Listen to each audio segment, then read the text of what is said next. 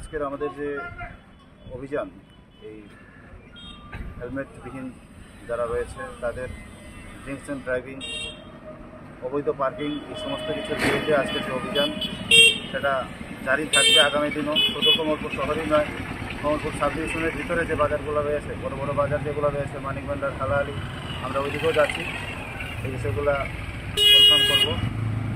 এটা কি traffic unit থেকে করা হচ্ছে? হ্যাঁ, এটা কমলপুর ট্রাফিক ইউনিটের পক্ষ থেকে আমরা এই অভিযান করছি। আমি আপনাদের মাধ্যমে সমস্ত ড্রাইভার এবং মালিকগণ যারা রয়েছেন যানবাহনের, সবার কাছে আমি একটা অনুরোধ জানাবো যে কমলপুর শহরকে সুন্দর যানজটমুক্ত শহর গড়তে আমরা ট্রাফিক ইউনিট আপনাদের পাশে রয়েছি, আপনারা সাহায্যের হাত বাড়িয়ে দিন। আপনারা যে মেশিনগুলি ইউজ করছেন কি ধরনের মেশিন বা ওর নাম কি? আমরা জ্যামার ইউজ করেছি, বড় গাড়ির জন্য যা আছে, ছোট গাড়ির জন্য যা আছে জ্যামার ইউজ করেছি।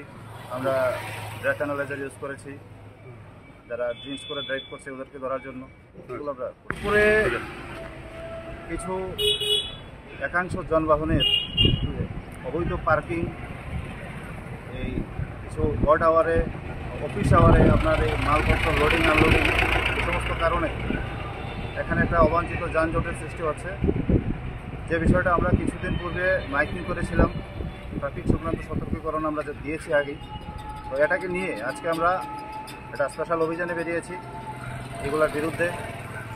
অবৈধ পার্কিং, একটা অফিস আওয়ারে রাস্তার উপর গাড়ি পার্কিংটা বলতে কি নিয়ম অতিক্রম করছে?